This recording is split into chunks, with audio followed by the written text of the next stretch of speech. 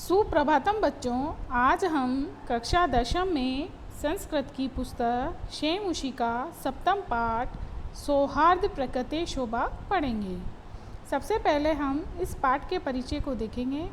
अयम पाठ परस्परम स्नेह सौहार्दपूर्ण व्यवहार स्यादिति बोधयति।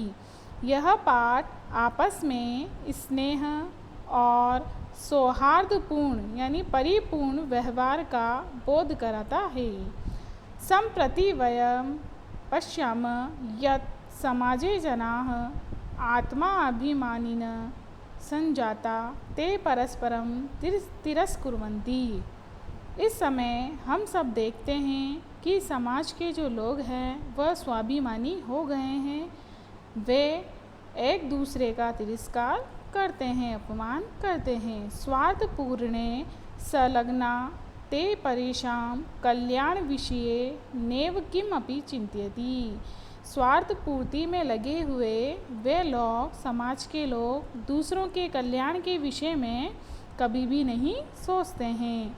तेषां जीवनोद्देश्यम अधुना इदं संजातम। उनके जीवन का उद्देश्य अब ऐसा ही हो गया है। कैसा हो गया है? नीचेर तीनी च नीचे सर्वे उपाय फलमेव साध्यम। नीच, अनीच, अति नीच से नीच सबसे सभी उपायों से फल की ही इच्छा करता है। नीच, अनीच, अति नीच से भी नीच सभी उपायों से, किसी भी उपाय से केवल फल प्राप्ति की ही इच्छा करता है। अतः समाजे पारस्परिक स्नेह संवर्धनाय अस्मिन् पाठे पशुपक्षिणां माध्यमेन समाजे व्यविहत आत्म अभिमानं दृश्यन् प्रकृतिमातु माध्यमेन अन्ते निष्कर्ष सम्पादितः यत् कालानुगुणं सर्वेषां महत्वं भवति, सर्वे अन्योन्याश्रिताः सन्ति। इसीलिए समाज में पारस्परिक स्नेह को संवर्धना यानी बढ़ाने की दृष्टि से इस पाठ में पशु पक्षी के माध्यम से समाज स्वयं को दूसरों से श्रेष्ठ दिखाने का प्रयास करता हुआ प्रकृति माता के माध्यम से अंत में यह निष्कर्ष स्थापित करता है कि कालानुगुणम, समय के अनुसार सभी का महत्व होता है और सभी अन्योन्य आश्रिता संति और सभी एक दूसरे पर आश्रित रहते हैं। अतः अस्माभिः स्वकल्याणाय परस्परम स्नेहन मैत्रीपूर्ण व्यवहारेण च भाव्यम। इसीलिए हमें अपने कल्याण के लिए परस्पर स्नेह और मैत्रीपूर्ण व्यवहार करेंगे, तभी हमारा कल्याण संभव है। अब हम पाठ के अर्थ की ओर चलते हैं। वनस्य दृश्यम समीपे एवे एका नदी वहती। वन के दृश्य को देखो, समीप में ही पास में ही एक नदी बहती है। एक सिंहेन सुखेन विश्रामयति तदेव एक वानर आगत्य तस्य पुच्छम धुनाति। एक शेर सुख से विश्राम कर रहा है, तभी एक बंदर आकर उसकी पूंछ को धुनाती यानी पकड़कर घुमा देता है। क्रुद्ध सिंह तम प्रहर्तुमिच्छति परम वानरस्तु क्रुद्धित्वा वृक्षम आरूढ़।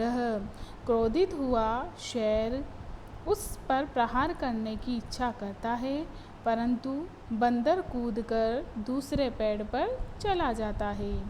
तदेव अन्य अस्मात् वृक्षात् अपरः वानरः सिंहस्य कर्णमाकृष्य पुनः वृक्षोपरि आरोहति। तभी अन्य इस वृक्ष से दूसरा बंदर शेर के कान को खींचकर पुनः वृक्ष के ऊपर चढ़ जाता है। तभी क्या होता है? इस पेड़ से दूसरा बंदर शेर के कान को खींचकर वापस पेड़ पर चढ़ जाता है। एवमेव वानरा वारम वारम सिंह तुंदंती। ऐसे बंदर बार बार उस शेर को तंग कर रहे थे। तुंदंती यानी तंग करते हैं। क्रुद्ध सिंह इतस्ततः धावति। क्रोधित हुआ शेर इधर उधर दौड़ता है, गर्जति परम किमपि कर्तुं समर्थ एव तिष्ठति। गरजता है परंतु कुछ भी करने में सक्षम नहीं होता है, समर्थ नहीं होता है। वानरा हसन्ति, असमर्थ ही रहता है, यानी कुछ भी नहीं कर सकता। वानरा हसन्ति वृक्षो उपरि च विविधा पक्षिणः अपि सिंहस्य एतादृशी दशा दृष्ट्वा हर्षमिश्रितं कलरव कुर्वन्ति। बंदर हंसते हैं और वृक्ष के ऊपर विभिन्न पक्षी भी शेर की इस प्रकार की दशा को देखकर खुशी से मिली जुली आवाज़ निकालते हैं। तभी निंद्रा भंग दुखेन वनराज सन्न अपि तुच्छ जीवे आत्मन एतादृश्या दुरवस्थाया श्रांत सर्वजंतून दृष्ट्वा पृच्छति।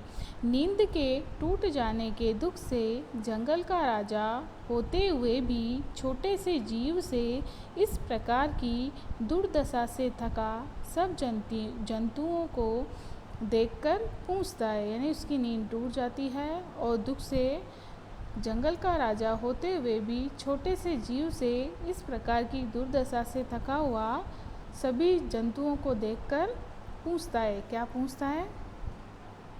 सिंह, शेर, क्रोधेन गर्जन, क्रोध से गरजता हुआ शेर, भो अरे अहम वनराज, शेर बोल रहा है क्रोध से गरजता हुआ, भो अरे अहम वनराज किम भयम न जायते, मैं वन का राजा हूँ, किसी से डरता नहीं हूँ। किमर्थम मामेव तुदंती सर्वे मिलित्वा, क्यों मुझे सभी मिलकर तंग कर रहे हो।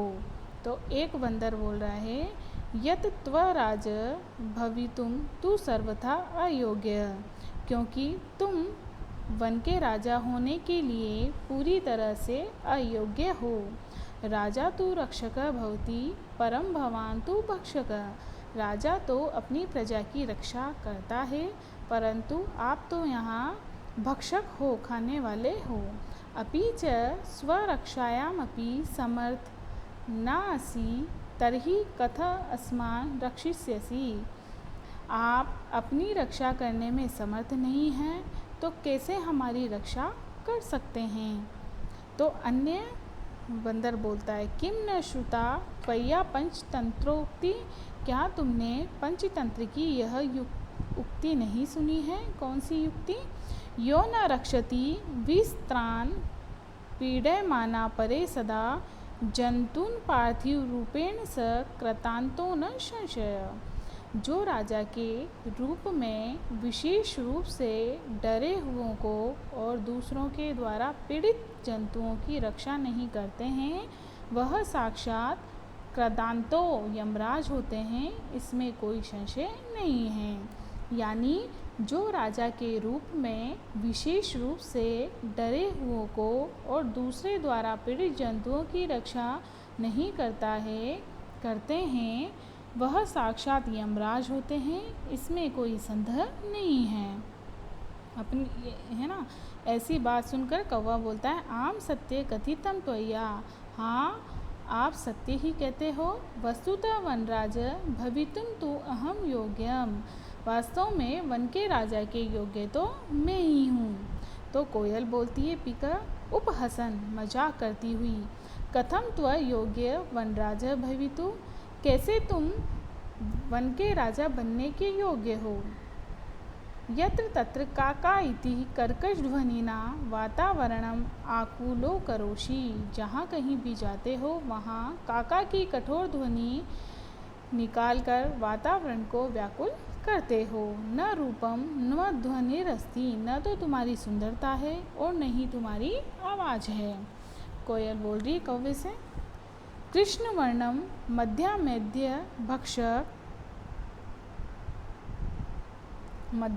भक्षकम त्वा कथम वनराज मन्यामहे वयम, तो आपका न रूप है न ध्वनि है, आवाज़ से आप कर्कश हो, है ना। फिर काले वर्ण वाले, काले रंग वाले, खाने योग्य और नहीं खाने योग्य वस्तुओं को खाने वाले तुम्हें कैसे हम वन के राजा मान लें, हम सब आपको कैसे वन के राजा मान लें। तो कोयल की बात सुनकर कौवा बोलता है, अरे अरे किम जल्पसी, अरे अरे क्या बड़बड़ाती हो, यदि अहम कृष्णवर्ण तर्हि त्वं किम गौररंगा, मैं काले रंग का हूँ तो तुम क्या गोरे रंग की हो। अपि च विस्मयेत् किम यत् मम सत्य प्रियता तु जनानां कृते उदाहरण स्वरूपा अनृतं वदसि चेत काकदशेत, कि मैं काले रंग का हूँ तो क्या तुम गोरे रंग की हो, और भूल भी जाती हो कि मेरी सत्य के प्रति प्रेम लोगों के लिए उदाहरण रूप में है। अनृतम वदसी, झूठ बोले तो चेत कौवा, कौवा काटे, इति इस प्रकार की उदाहरण भी है। अस्माकं परिश्रम ऐक्यं च विश्व प्रतीतम अपि च काकचेष्ट विद्यार्थी एवं आदर्श छात्र मन्यते। हमारा परिश्रम और एकता तो क्या है, संसार में फैली हुई है, और कौवे वाला विद्यार्थी ही आदर्श छात्र माना जाता है। यानी झूठ बोले कौवा काटे, इस प्रकार की उदाहरण हमारा है, और हमारा परिश्रम और जो एकता है वह विश्व प्रतितम, विश्व में फैली हुई है, और भी काका चेष्ट है ना, तो कौवे की चेष्टा वाला विद्यार्थी ही आदर्श छात्र माना जाता है। तो कोयल बोल रही है, क्या बोल रही है, अलम अलम अति विकथनेन किम विस्मयत यत्, बस करो, अधिक प्रशंसा मत करो, क्या भूल जाते हो कि काका कृष्ण पिका कृष्ण को भेद पिक काकयो, वसंत समये प्राप्ते काका काका पिका पिका, कौवा भी काला होता है और कोयल भी काली होती है, दोनों में कोई भेद नहीं होता है, परंतु वसंत का समय आने पर ही पता चलता है कि कौवा कौवा होता है और कोयल कोयल होती है। तो कौवा बोलता है कोयल की बात सुनकर, रे परभृत, अरे दूसरों पर पलने वाली, अहम यदि तव संतति न पालयामि तर्हि कुत्र स्युः पिकाः, मैं यदि तेरी संतान को नहीं पालूं तो तू कहाँ से पिकाः कोयल हो सकती है, तो तुम कहाँ से कोयल हो सकती हो। अतः अहम एव करुणा पर पक्षी सम्राट काक, इसीलिए मैं ही दयालु पक्षियों का सम्राट हूँ, यानी मैं ही दयालु पक्षियों का सम्राट कौवा हूँ, ऐसा कौवा बोलता है। आज हम यहीं तक पढ़ेंगे। धन्यवाद।